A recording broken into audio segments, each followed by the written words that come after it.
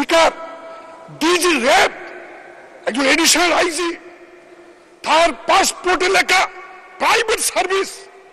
কি আশ্চর্য! এটা আমরা কেউ খেয়াল করলাম না।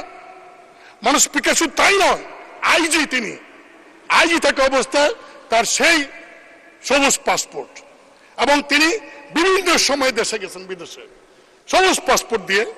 ইমিগ্রেশনে এন্ট্রি আছে সবুজ পাসপোর্টের, প্রাইভেট সার্ভিস। কি সর্বনাশের কথা!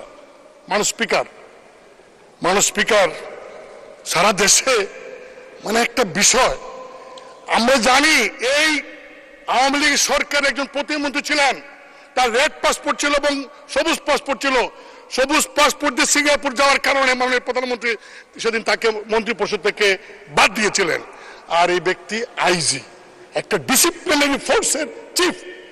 মানুষ স্পিকার, এই ব্যক্তি যখন আইজি ছিলেন তখন কি সুন্দর বক্তব্য দিতেন। তিনি বলেছিলেন পুলিশ বাহিনীর সমস্ত সদস্যদের উদ্দেশ্যে, এই পুলিশ বাহিনীর সদস্যরা, তোমরা কেউ করাপশন করতে পারবে না।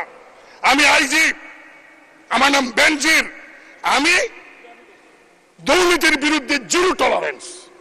মানুষ স্পিকার, জিরো টলারেন্স দুর্নীতির বিরুদ্ধে। ভালো কথা। মানুষ স্পিকার, সেই ব্যক্তিটির তার নামে, তার পরিবারের নামে গোপালগঞ্জে Savanna Eco Resort and Natural Park, মানুষ স্পিকার, 621 বিঘা জায়গা। হাউ তার এবং তার পরিবার সদস্যদের নামে কিভাবে সম্ভব? মানুষ স্পিকার, তাই নয়, তিনি যখন ডিজি র্যাব, মহানগরের ডিএমপি কমিশনার এবং আইজি, এই সময়ের মধ্যে তিনি কিন্তু এই সম্পত্তির মালিক হয়েছেন। রিটায়ারমেন্টের পরে গিয়ে যে তার পৈতৃক ব্যবসা থাকে, মালিক হন, আফসোস ছিল না, কিন্তু ওই চাকরি করে কালীন তিনি এই সম্পত্তির মালিক হয়েছেন। মানুষ স্পিকার, কি সম্পত্তি! আমার একটু সময় লাগবে, আমি কারণ এগুলি বলছি এই কারণে। মানুষ স্পিকার, যে সারা দেশে এই ব্যক্তির কারণে ক্ষমতাসীন দলের এত কাজ করার পরেও আজকে প্রশ্নের মুখে এসে দাঁড়িয়েছে। মানুষ স্পিকার, 2015 থেকে 2020 সাল পর্যন্ত তিনি ডিজি এবং ডিএমপি কমিশন থাকা অবস্থায় যে জমিগুলি কিনেছেন, সেই জমিগুলি বেশিরভাগ হিন্দু সম্প্রদায়ের, এবং তারা অনেকে সাক্ষী দিয়ে দিচ্ছেন এখন সাংবাদিকদের কাছে, কায়দা কৌশলে পুলিশদের ভয় দেখিয়ে সেই সমস্ত সম্পত্তি তিনি ক্রয় করেছেন। মানুষ স্পিকার, রাজধানীর গুলশানে একদিনে বিলাসবহুল 4টা ফ্ল্যাট, এক খালি ফ্ল্যাট তিনি একদিনে কিনে ফেললেন। কি আশ্চর্য! মানুষ স্পিকার, উত্তরায় এবং বাড্ডায় 2টা বাড়ি।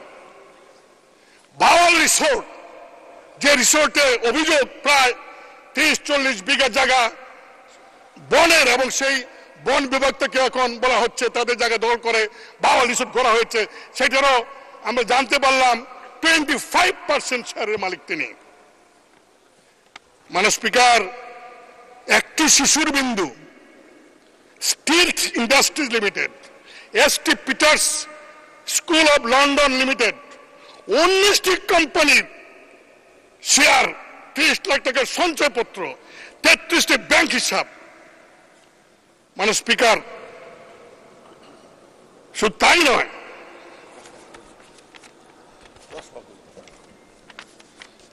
ঠাকুরগাঁও সদরে 50 বিঘা জায়গা তার এবং তার ফ্যামিলির নামে। জলঢাকা নীলফামারী 50 বিঘা জায়গা, নীলফামারী কিশোর সদর 50 বিঘা জায়গা, বান্দরবান সদর এবং লামা উপজেলায় 250 বিঘা তার নামে। মানুষ স্পিকার, সেন্ট মার্টিনে বেনজিরের নামে 4 বিঘা জমি। মানুষ স্পিকার, ইন্দ্রাণী বিচে কক্সবাজার 2 বিঘা 3 মেয়ের নামে। রাজৌর উপজেলায় জিসান মির্জার নামে তার স্ত্রীর 273 বিঘা জমি। গাজীপুরে 200 বিঘা জমি। মানে স্পিকার কয়েকদিন আগে তিনি চলে গেলেন, চলে যাওয়ার আগে পত্রিকার নিউজ অনুযায়ী প্রায় 80 কোটি টাকা ব্যাংক থেকে উত্তোলন করেছেন।